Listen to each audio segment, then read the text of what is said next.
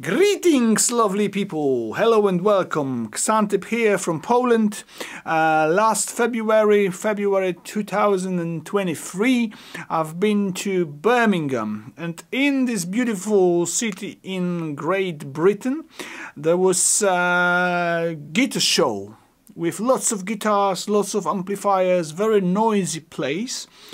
And I've met there Rob Chapman from Chapman Guitars. I've introduced myself to him. I've asked him if there would be some kind of opportunity to make a video asking him a couple of questions. And in my head there was like a 15-minute quick video about Chapman guitars, about things, you know, connected with those guitars, but I wasn't expecting that Rob Chapman would open himself so much in front of me, and I wasn't expecting lots of stories that actually nobody probably heard before. So I would like to invite you to watch my videos talking with, mostly listening even, to Rob Chapman, not only about the guitars he's making. Of course, there is a topic like that, but like I said, the whole truth about Rob Chapman in front of you. Enjoy. Of course, I do assume that you are here for the first time if you are English-speaking watchers, and I do assume that you probably would never come back to this channel because it's made in Polish. But if you like this video, if you subscribe to this channel, it's not gonna hurt you. Thanks a lot, and let's go to Birmingham. Let's listen to what he has to say. Enjoy. Hello there. Hello. Hello. Nice to meet you. Nice to meet you too. Rob Chapman. I think I don't need to tell you who this guy is. I'm a dude. You're a dude. I'm a dude who lives in Malta. I have children. I cook a lot of eggs. You live in Malta now? I live in Malta, okay. yeah. In the morning I wake up, I cook eggs. So you're just an average guy. I don't know who he is, but we will find out. Why guitar, if you know what I mean? Why guitar? Why, when, what was the first one you had? Why did you put yourself on this path in life? Did you choose it, the guitar chose I don't think you choose the guitar, I think the guitar chooses you. Okay. The guitar life chose me. I got really into music late in life. I was really into computer gaming and all sorts of stuff, and then I found two bands at completely different ends of the spectrum. U2, and Black Sabbath, because my uncle gave me these albums. One British, one Irish, of course. Yes, that's right. So Rattle and Hum. Different spectrum. Yeah, Rattle and Hum, and then Sabbath, Bloody Sabbath, I think, or Spiral Architect, I can't remember which album it was now, and I just became obsessed with the sounds of these bands, but I didn't know what was making what sound. I knew there was a sound I liked, but I didn't know that it was a guitar or key. I had no idea at all. How old were you? 14. That's not late, really. Well, but it took me another 2 years before I got a guitar. I was 16 when I got my first guitar. And my mum, my dad and my uncle chose me this white Falcon Strat copy. And for my 16th birthday, and they showed me how to play a D chord, and the beginning of a song called Desire by U2. I was like, oh, wow, this is the best thing, this is what I'm going to do forever, you know.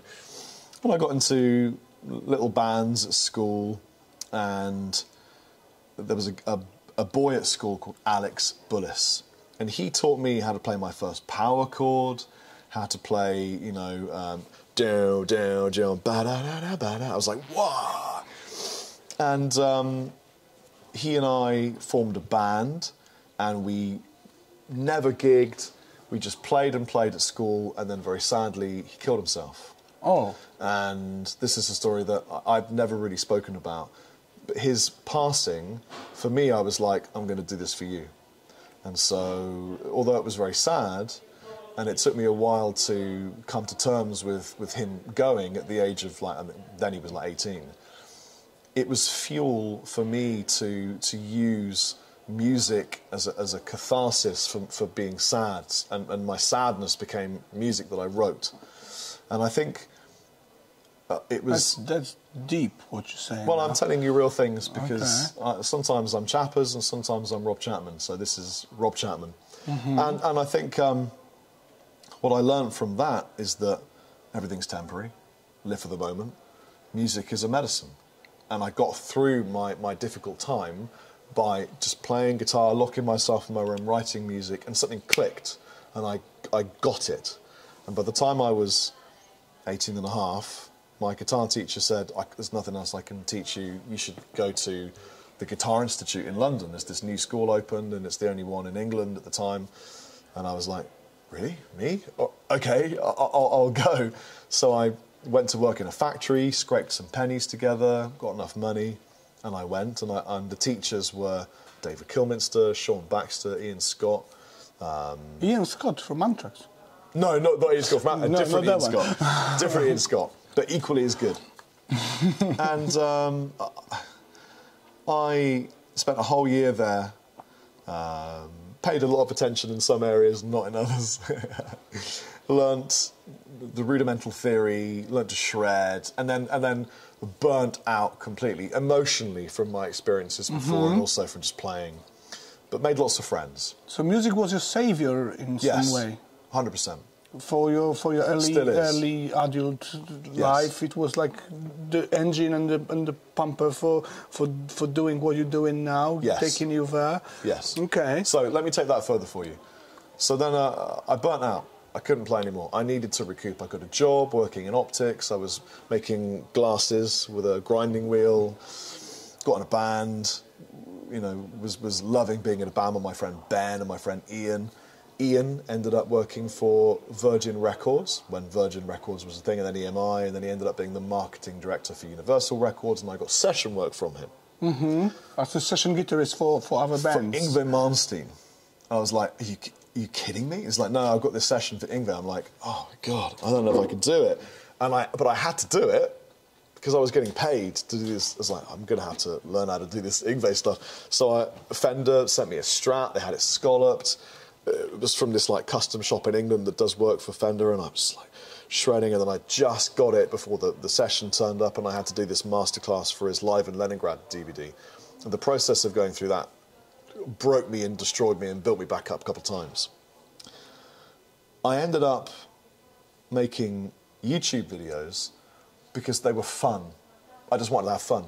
I was just being an idiot playing. You were one of the pioneers of making YouTube videos. Pioneers is a strong word. I was one of the first people to make YouTube videos about guitar. I would say pioneers, because, you know, the level you made it with Undertones back then, with this channel, was like everybody was doing it at home. It wasn't so... even I was like doing it then, not so professional. I didn't believe that YouTube will be the next television and something which is like bigger than television. You were one of the first people in the world doing it directly, you know, like fully professional. Well, thank you. So lots of people probably learned a lot from you, and like were, you know, like following what you've done. And and you're saying it was just for fun. Well, I think you didn't have any kind of plan. No plan, because back then nobody made money from YouTube, and there was no one else doing what I was doing, so there was no one to follow or watch or learn from. I just made videos because they were fun, and I was a guitar teacher in Wiltshire, teaching from my home, and I thought, well, I'd just promote my guitar lessons on YouTube, and then people will find them, probably, and became obsessed with making videos. Yeah, it was just fun. It was great. You know, I just really enjoyed it, and then the band I was in at the time, the Black Hand, we were called, through Ian, who was now working at this record label, we ended up working with a guy called Eddie Kramer, who became a really good friend, took me under his wing and taught me about how to listen to myself. He's a producer and engineer that produced famously Jimi Hendrix, Steve Vai, the Beatles, Stones. He's huge. And I was unbelievably... That was my break, Eddie Kramer. So he recorded 2 EPs with my band, didn't get on with everyone in the band, asked some of them to leave the studio while I remained, and taught me everything he knew. Then I worked on some projects with Eddie, we stayed in touch, I call him Uncle Eddie, he's crazy, and he's taught me everything I know. There's 2 things coming out from this story. Right people in the right time. Yes. Helping you. Yes. And lots of psychology. Yes. Behind it. Yes. As well, pushed by those people. So there's more. What? Because you're right, I'm giving you the truth. So I ended up demonstrating for Orange, because through Eddie Kramer and Ian Brenchley, Orange sent me some amplifiers for an album I was recording. And I ended up being... Orange phoned me up and said, do you want to be a demonstrator? And I was like, what does that mean? They said, well, we don't know, we've never had one. And I was like, well, what would I do? And they said, well, I guess you just play the amps on YouTube and maybe come to some shows. And I went, what shows? I didn't know. There is shows like Music Messe, Ibn Buren, NAM. I didn't know they existed. I'd never heard of them. So they said, yeah, come to these shows and play guitar. And I went, all right. I had no idea how big it was. And I went to Frankfurt Music Messe when it was huge, and I had the shell shock of the massive orange castle, playing guitar, Daddario walking past, Paul Gilbert walking past and giving me this, and I'm like, somebody shoot me. And I made friends with all of the demonstrators because we were all like a little fraternity. There was a guy called Matthias, and we became really good friends. He was the demonstrator for Peavey, and we were such good friends that we would swap our backing tracks. So I would play some of his tracks, and he would play some of my tracks. He had an album out called Mind the Gap, and it was phenomenal guitar playing. Like, he was the German Joe Satriani kind of vibe. And we were going to record together. He was working with some amazing people, and then he died of a brain tumour. And once again, it was out of nowhere. Bang, he's dead. And I'm like, are you kidding me? What do you mean? I spoke to him 3 weeks ago on the phone. We were talking about, and he'd gone. And it shocked me because this was such a current thing in my life. We were talking all the time, and it took me back to when Alex had passed. And it made me double down and focus on the now, right now. Not the only thing that exists is right the fuck now. Anything that happened doesn't exist. Anything that will happen doesn't exist. It's only what you have now that's real, tangible. And I realised it was so important to keep that. Sometimes it drives you a bit crazy because you might see something or feel something that takes you away from what you're doing because it's so now. And I quit the band I was in because it didn't feel right. And I focused on YouTube because I could control it, and it was now.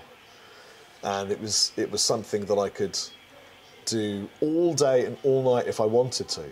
So I poured all of my emotion and my energy and my music into YouTube and writing my own music and developing things. And then eventually got the call from Lee Anderton to make videos with Andertons.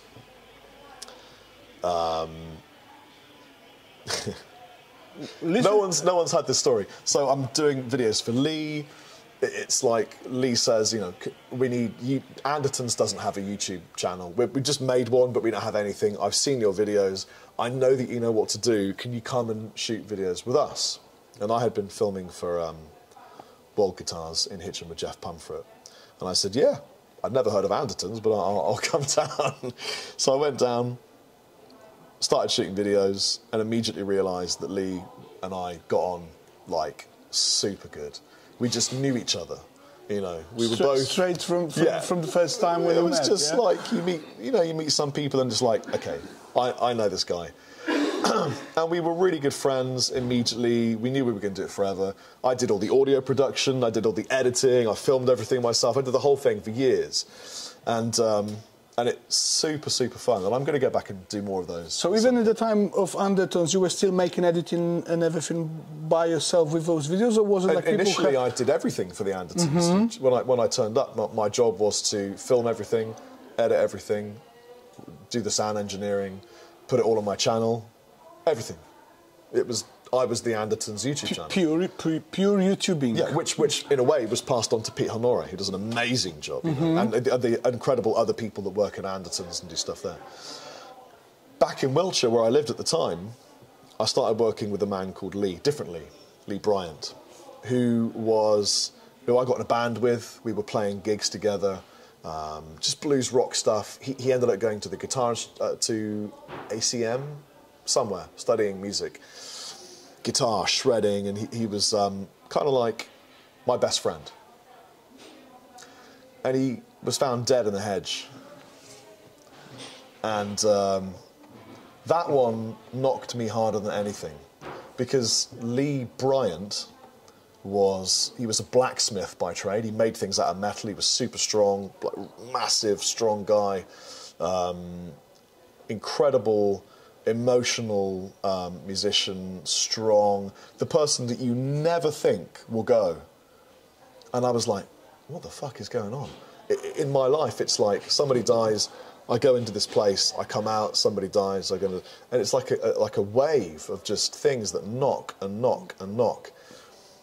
And it fueled me in my writing, and I started to sing as a way of getting rid of the sadness and the anger that I felt. I was so angry at my friends dying, and started singing, walked into a pub in Guildford, ordered a pizza from Rabia Massad, and ended up with a whole band called Dorje.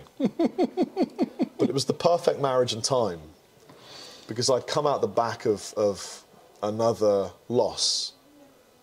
I'd almost come to terms with the fact that life is full of loss, and that music for me was the way that I would deal with that, you know.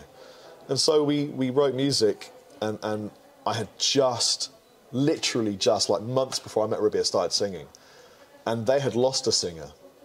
It was a whole band without a singer, and I was like, well, I can sing. I couldn't fucking sing. But I thought I'd have a go, and I put everything into it, and I learned.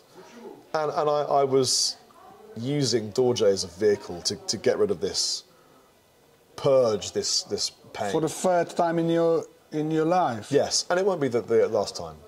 Life is like that. Everyone you know dies. So you have to accept the reality of now and use music as the medicine it is. And the most amazing thing for me now is when I would go on tour with the Drills or playing at Larvik with like Steve Vai, or all these different crazy things that happen that I'm like, I can't believe this is real. And someone comes up in the audience and says, I have to tell you, I went through a difficult time and I lost so-and-so, but I listened to this song and it helped me through it. I'm like, that's what it's for. That's the whole point. Because, you know, this interview was to be about guitars and stuff, it came a little bit philosophical, which I like. Don't mind me asking the question, do you believe in any kind of God's destiny, any kind of power with what you just said? You know what I mean? That there is a path, or you can choose something. Is there something behind it like that? You don't need to answer, of course. No, if you I don't want to answer. to. I think there are a million ways of answering that question. If you look at my story so far and say, have my experiences enabled me to help other people? I know they have, because I've received letters from people saying I was going to kill myself, but I didn't because I listened to this Dorje EP or this Clockwork track. So I know that what I went through created a kind of medicine that helped people. It wasn't a pleasant experience.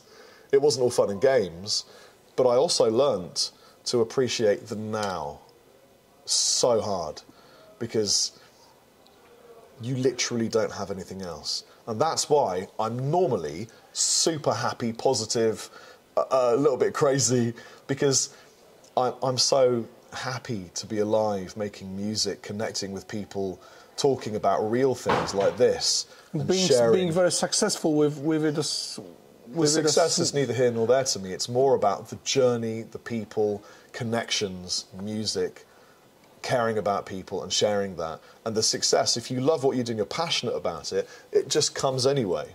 I never did it for money.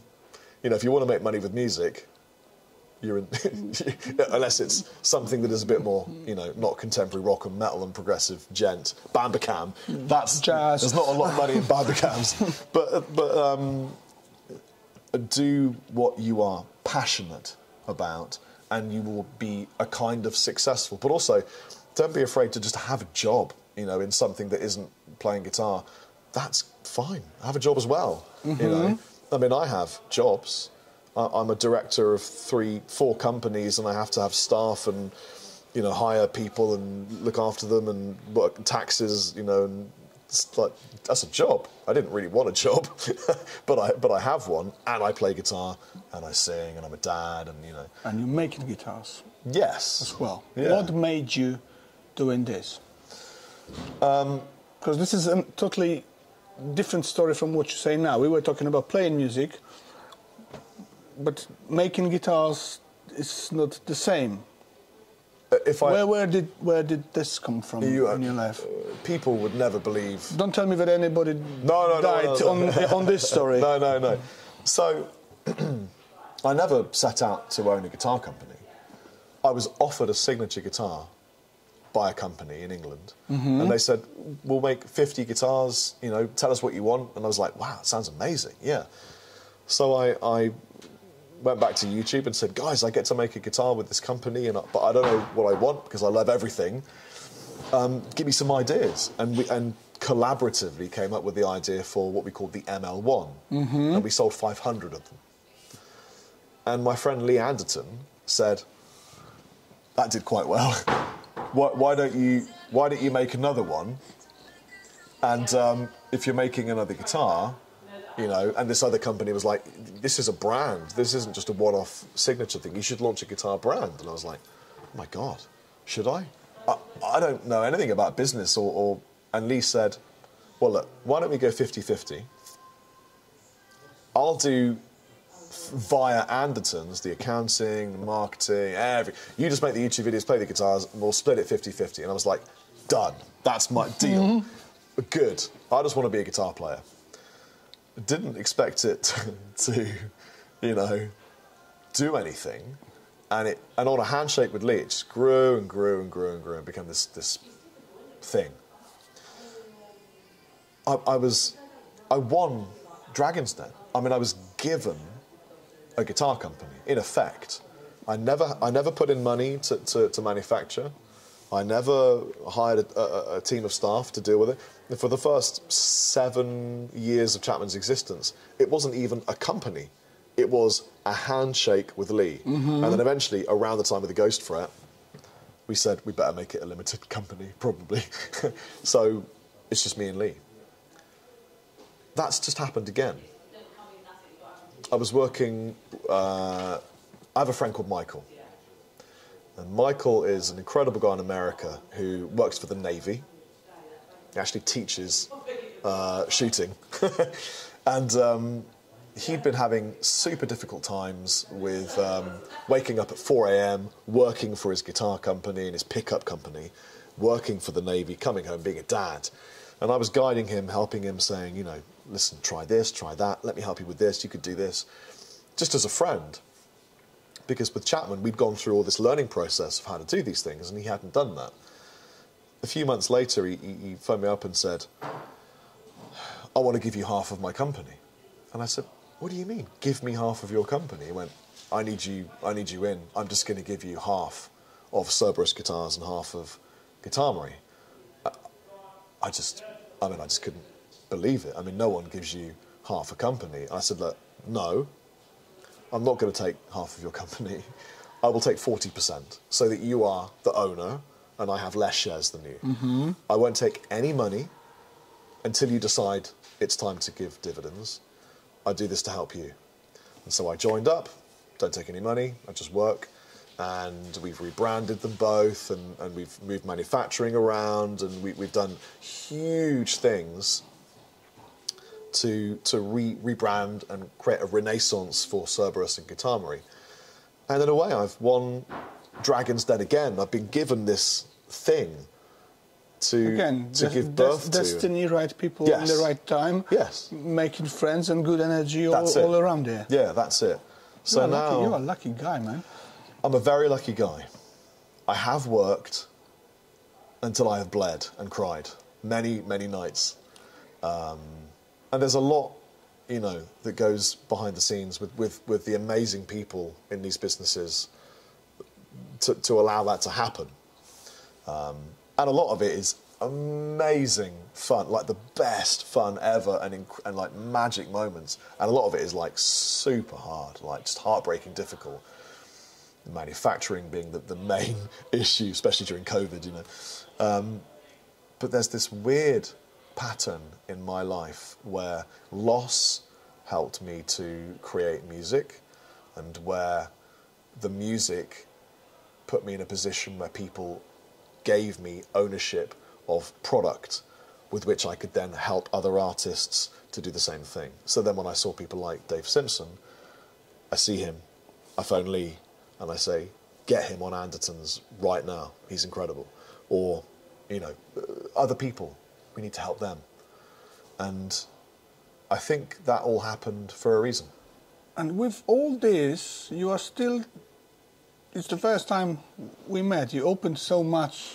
I'm a very, very, very open person. But you are very normal, if you know what I mean. You don't have this craziness of someone who is higher above everybody else. You know, you're still on this ground. Of course, you're walking on the same earth. I think a lot of people would like me to be that way. And that's why I'm asking, because there was lots of rumours about yourself recently. No. That you are very bad.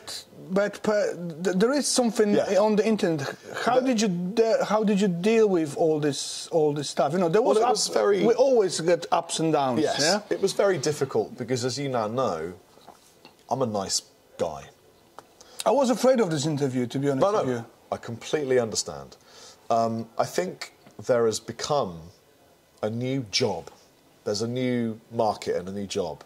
And this job is like tabloid newspaper. Mm-hmm. So we look for some drama, here's some drama, and we say, oh, maybe it's this, and then maybe it's this, and then if I put this in a video and put Chapman, then it's big news, and I'll get lots of views and subscribers, and maybe this is what I can do. And that's become a new path for some people on YouTube, that there are people who would pursue that as a career. So some people just want to play guitar, some people want to review, like, this is a new product, look at this, it's got these cool features. Some people want to find drama and news and you know, stuff and put that out, and it's like sensational and stuff. And I think I should have expected this to happen to me way earlier, because the things I have done have been, I mean, I don't believe half of them. And unfortunately, when it happens, it hurts. It does hurt, because I know that I'm a nice person. I know that I don't lie. I mean, who's got time to lie when you're running businesses and you're a dad?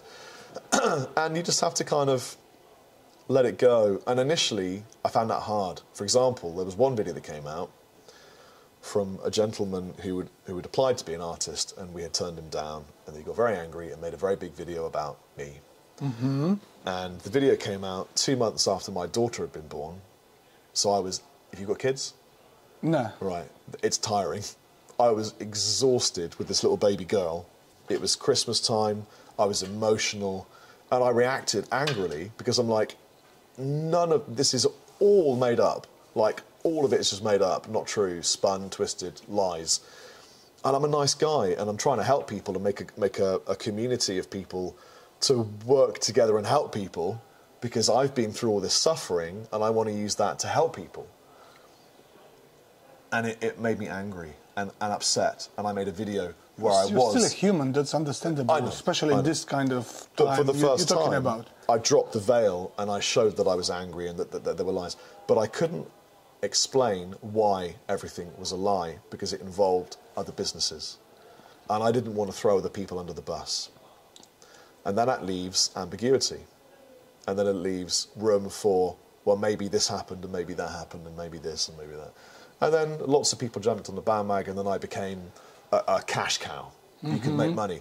And what I found kind of, in a way, revealing of this is that, for example, I went to NAMM last year with Roba and Chapman and a bunch of friends, and I was sat in the forecourt of the Hilton, and a very famous YouTuber who'd made a very famous YouTuber who'd made a very nasty video about me, saying that I was this horrible orphan. And you've met in person? I was a bully, I was an orphan-hating guy, and all, you know, all this stuff.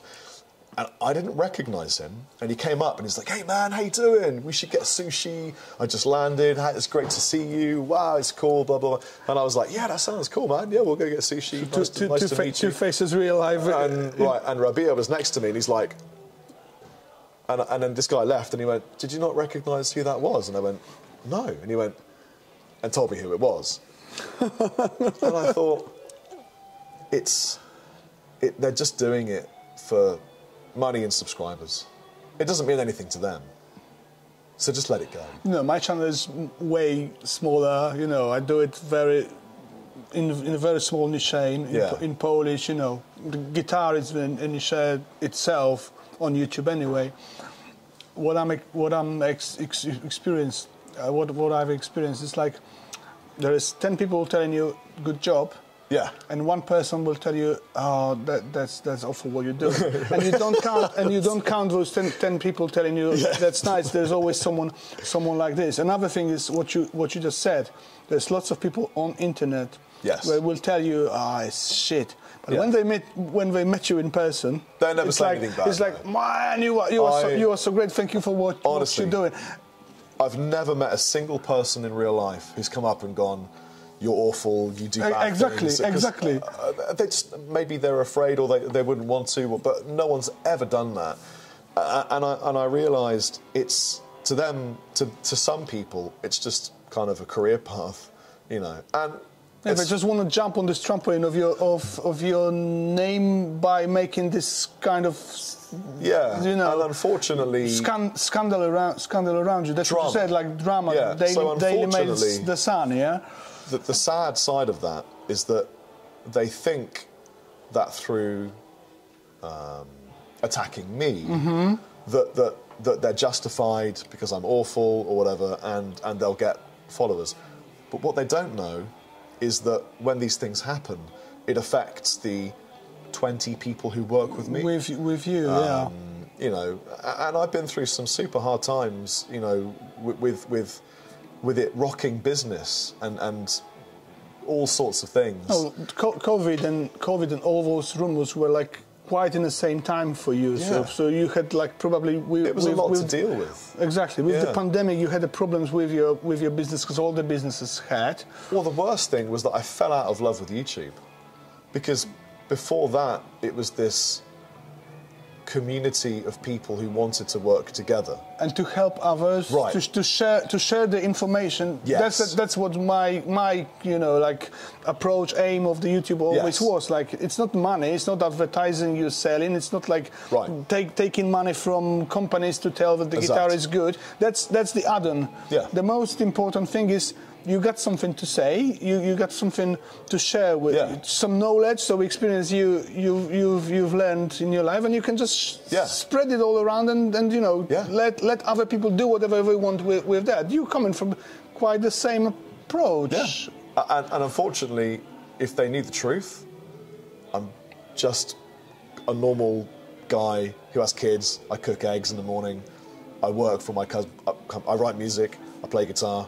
I wish I was better. Exactly. Do you still coming back to the guitar? Richie Kotzen, you know. Do you still play guitar? Do you still practice? Do you still do this stuff, or is it like Chapman Guitars taking all the time of you know, making Chapman Guitars is my life, but it doesn't take up all day long. I mean, it maybe takes up 2 or 3 hours a day, depending on what's going on. And then my family takes up a lot of time. I like spending time with my kids, and I'm in a way I'm thankful for COVID that it gave me the opportunity to stay at home with my kids and watch them grow up, because not a lot of parents have that blessing. Remember, my daughter's 3, my son's 6. You know, I spent a couple of years just at home with them, you know, playing guitar with them and watching, you know, Blippi and stuff on TV and all that. And really knowing them. Can't take that away, you know, it's incredible. Yeah, guitar takes up time. I love playing guitar.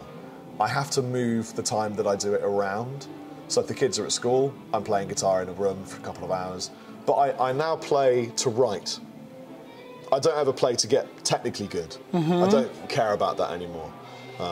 I care about writing music. So riffs, parts, singing, lyrics, that kind of thing. Chapman Guitars was built, like you said, and like we all know, not only by you, but by people who were watching the channel. Yeah. And you got those you know, it was inspired, or the ideas were made by people, you know, mix this with that. Is it still going on, or is it like you or a couple of people working with you doing this at the moment now? We still collaboratively design, but it's taken on a different form.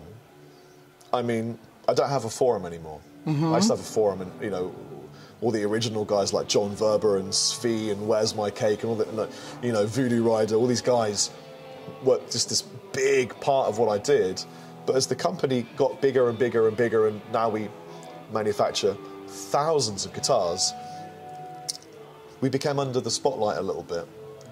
And when we publicly collaborated and came up with an idea, we noticed that big guitar, like Big Pharma, would sometimes say, "Oh, that's your design. Oh, we'll make that now."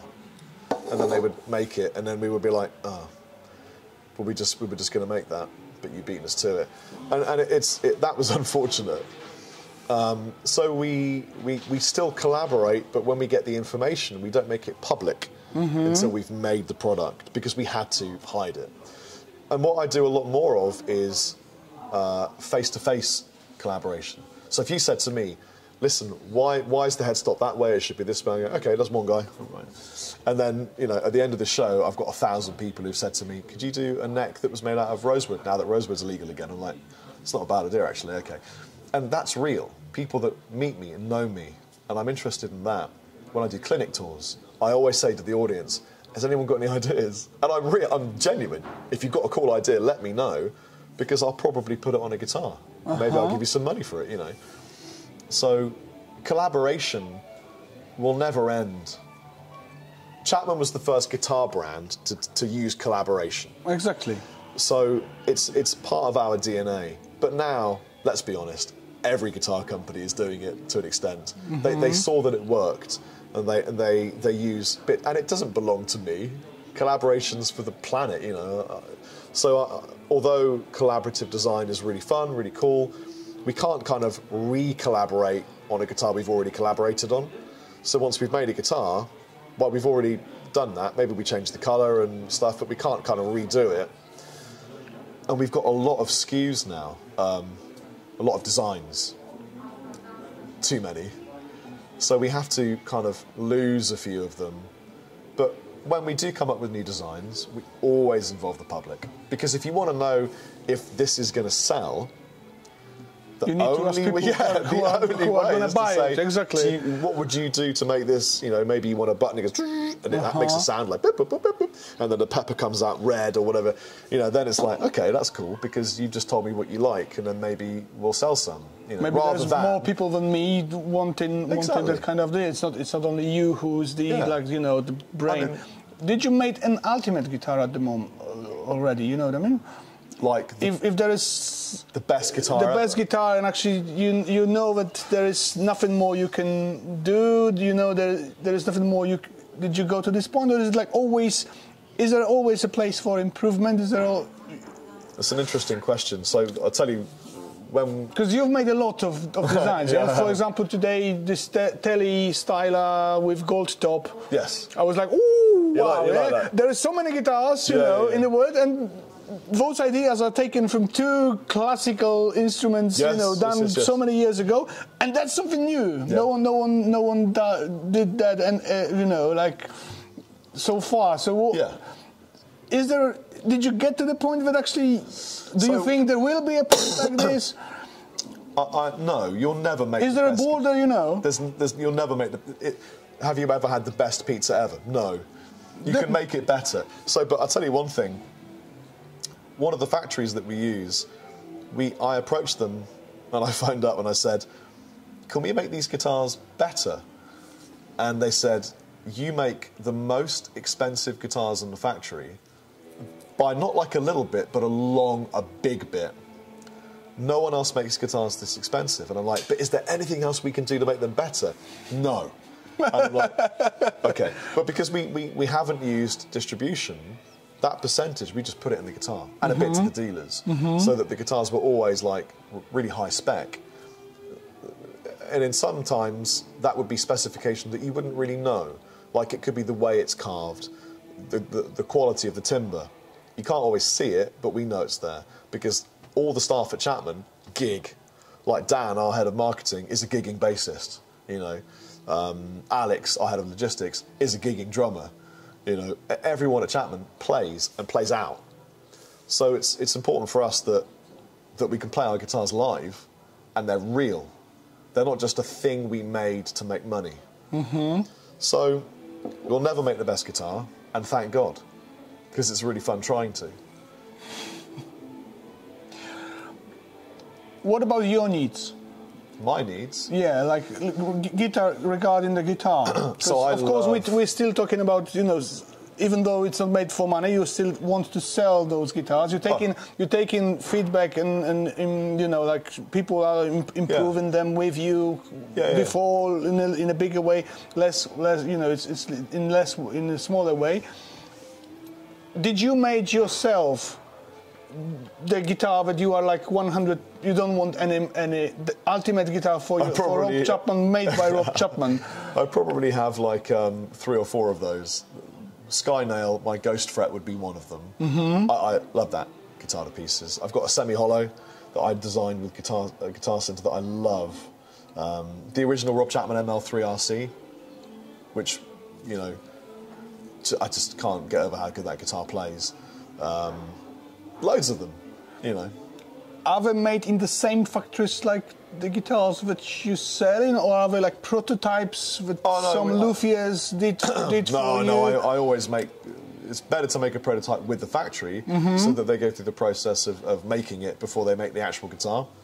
Because you could make a prototype with a luthier in Poland and then send it to Korea, but then it was made in Poland, so they have to take it apart, copy the measurements, and get the CAD. And do it it's really better if they go through the process themselves. And you'd be amazed.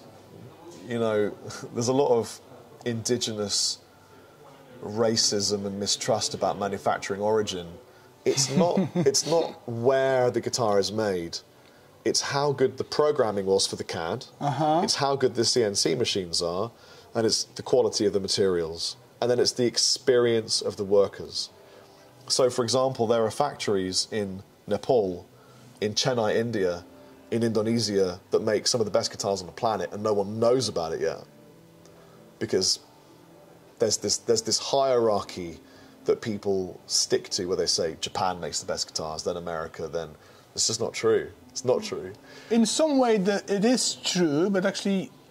You will never... I'm here to tell you that you are the person who knows much more than I do, because you got access to all those factories to go there to check it. Yeah. You know, I'm at the end of the line, yeah? So I know what's in the shops. Oh, yeah. And then from this, I can come with this, what you said, Japanese guitars are a little bit better than Korea is a new Japan now, you know, China was like crappy 5 years ago, and now they are like big. Or in Indonesia, there's like PT Instruments, and they are like making guitars for If I told you that, in my opinion, some of the best guitars ever made right now are made in India, would you believe me? No, I would go for Indonesia, but there is a... India. Do you know why? I'll tell you why. So there is a huge metal and rock scene in Mumbai and Chennai. It's fucking incredible. The mixture of... indigenous scale systems, raga, the European modal system, the metal, the anger, the emotion. There are some bands coming out of these places that are just like, holy shit, this is like unbelievable. And as a result, lots of young men playing guitar, and they need a job, and then they work in a guitar factory, and they know what a guitar is, and they care. Because that was a problem of guitars.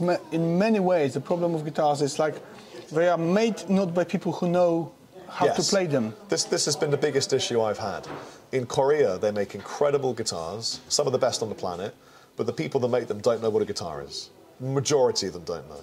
They're doing a job, they're sounding a thing. Yeah, one is sounding, another one is fretting, another one is putting strings. Exact. But sorry, I'm flipping into Maltese because I'm sleepy. But they don't know what a guitar is. They don't play, even. So when I say they don't know what a guitar is, what I mean specifically is they know what a guitar is, but they don't play. So if they don't play, they don't know when something feels right. Whereas I found a factory in India that makes the best guitars I've ever played. And all the people that work there play guitar very well. Are they making guitars for Chapman now? They will be. Will you send one to me and I can check it out? Do you want to see some? If I had my phone, I'd show you pictures, but no one else knows this. You're the first person I have told. So many things here are said for the first time. Yes, I wasn't expecting. Well, you're Polish. I trust you. Okay. The only thing that lets you down is you don't have a beard. You need a beard. No, it's it's reddish and greyish. You know, it doesn't really match with all the other parts of my head. No, you need it. You need it, man. Yeah, no, it's. I mean, but listen, it doesn't have to be India. But what I'm saying is, I have been to Indonesia, Korea, China. I've been all over the world, looking at guitar factories, talking to people in San Luis Obispo, America, trying guitars. It's how good, and it destroys the magic, but it's how good the programming is of the CAD is like 80%.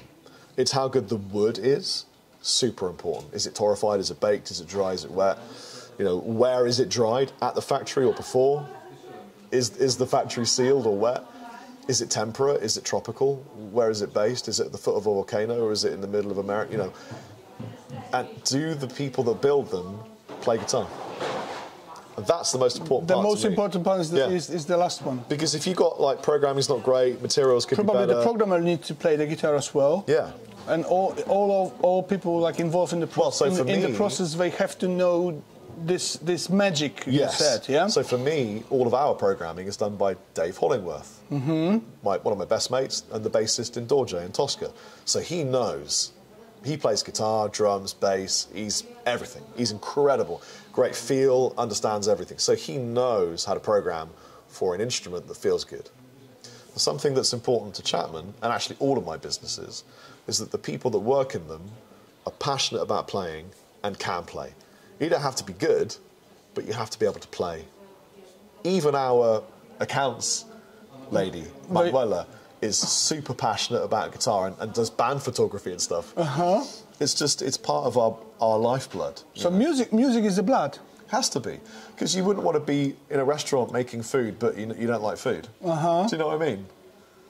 So music is a savior, music is a fuel. Yes. And that's how we could close this. Music is a magic ray gun. Music is a magic, yeah. It is. If I said I've got this ray gun, that if I fire at you, you're going to feel things, but you won't know why. You'd be like, what? But it is. You've opened a lot of thoughts in my mind. Thanks a lot, man. You are absolutely welcome, sir. Thank you for taking the time to talk to me. Thank you. Thank you. Thanks, guys. Rob Chapman. Bye. Cheers, man. I'm sorry it wasn't what you were expecting, but I just thought it's way better. If I give you something real, it's way better. Then you'll really have something that people probably needed years ago but never had. It's way better. Thanks a lot, man, for that. Absolutely. Wasn't expecting this at all. These things are cool, man. No, Road. It reminds me of my mate Beer. I call it Pussycat. Yeah, the other guys, I did an interview for someone else, they had exactly the same one. No, they're very good. It's quite a new thing. I need them. This is what I need. I need to buy some. Battery is, like 7 hours or something. Really? Inside of the unit you got recorder without the SD or anything like that. So even if my camera's dead, it's still tracking onto the unit. Cool. It's good. It's so what are they called? Wireless Go? Wireless Go 2. Yeah, I need this. Now I understood, like wireless Go 2. Yeah. Wireless. Yeah, that's really super cool. I'm definitely. How much were they? I don't know because I was given it You by. were, you sound like me now. You know YouTubers, we don't know the prices. Yeah, that's true. No, I need to get like. No, 4 probably it's not so. I don't know, like £200, something like that for the whole unit. It's not very expensive actually. You don't live in Poland, do you? I do. Whereabouts? Łódź. Łódź. You know Guitar Center, the shop Guitar Center in Poland. So I'm going to Poland. Do you know that? When? I was going to go in April, but I'm in Australia now. I'm going in probably May to visit Roof Guitars, my friends. That's my friend as well. Yes, that's right. So if you want me to meet you there, I will be pleased. Sure. Let me know. We'll drink some vodka. I don't drink vodka, I drink beer rather, but you know. I can't drink beer because it's got wheat in it and I'm gluten intolerant. Okay. Yeah, it's a shame. We got some gluten-free beers as well, probably I could find for you. Now you're talking dangerous. Yeah, Roof Guitar. Mega wielkie dzięki za to, że dotarliście do końca tego odcinka. Bardzo wam dziękuję za to, że oglądacie w całości filmiki o gitarach. Jest taka prośba, żebyście napisali po angielsku Rob, make him signature guitar. Fajnie byłoby mieć swoją sygnaturę od Chapmana, dlaczego nie? Piękną czerwoną fałkę w ilości 150 sztuk, którą byście sobie mogli ewentualnie zakupić, jeśli nie byłaby droga, nie? Natomiast również chciałem bardzo podziękować Piotrkowi, Peter TailorBird, który zrobił napisy do tego odcinka.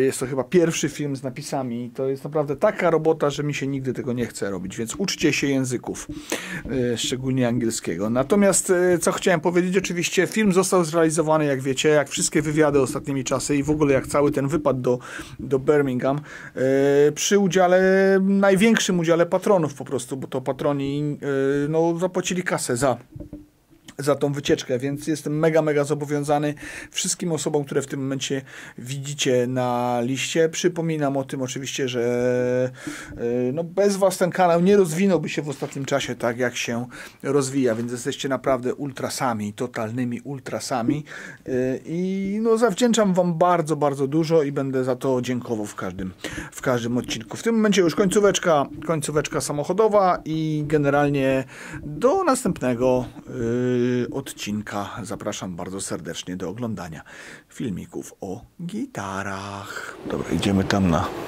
zanim sobie zrobimy tutaj objazd, to idziemy. Kurde, jaka fajna na klucze waliza, zajebista. Idziemy sobie tutaj w ogóle rajtuzy do naprawiania trabanta, tak? Żeby pasek jakiś zrobić z rajtuz. No, nylon materiał dobry, a tu jest, a nie, to się nie wchodzi. Nie, trochę się można wejść sobie na drabinkę i popatrzeć na samochody te wyżej, też nieźle. Bardzo fajnie zrobione muzeum. Rewelacyjnie zrobione jest to muzeum, naprawdę. No jednak nasz Niewiadów chyba trochę wygodniejszy. No, we wschodnich Niemczech wszystko było takie trochę mniejsze jakby. Trabant, co to jest za Trabant? 600, czyli jakiś taki prekursor naszego już znanego Trabanta, mniej znany, w kombiaku ciągnący przyczepkę. Wyprawa do Bułgarii 4 dni. 4 dni się jechało do Bułgarii z NRD takim samochodem. No, niezła to musiała być katorga. Nie dość, że nie było dróg, to jeszcze nie było mocy, a tutaj jeszcze kazali temu Trabantowi jeszcze większą trzyczepkę ciągnąć. Kurde, chociaż to ma taki fajny kształt opływowy, powiedzmy, chociaż byłaby może bardziej opływowa w drugą stronę. Z windsurfingiem jeszcze, kurde. Proszę, jak się wozili wschodnie niemiaszki. Słuchajcie, wykrakałem to, bo jest tam, już wyczaiłem, ale jest ten Trabant rajdowy. No dobra. To już ten, o nie, no tutaj jest mój ulubiony Wartburg. Chociaż ten jest taki mało świecący się. Pewnie po prostu to jest cały czas w związku z tym, że to jest, wiecie, konkurencja. Wartburg z Trabantem w jakimś sensie była konkurencją, więc nie mogą go zrobić na takiego wypasionego jakby w muzeum Wartburga. No ale nie wiem, czy oni tutaj, czy to jest jakaś inscenizacja, że im jakiś prom gdzieś wjeżdżają, czy coś, nie mam pojęcia. No jeszcze nam zostało trochę. Więc jeszcze sobie tu trochę pochodzimy. No jest też wojskowy Trabant, jest Trabant limuzyna, dobra, no jest grubo, zaczyna się robić grubo.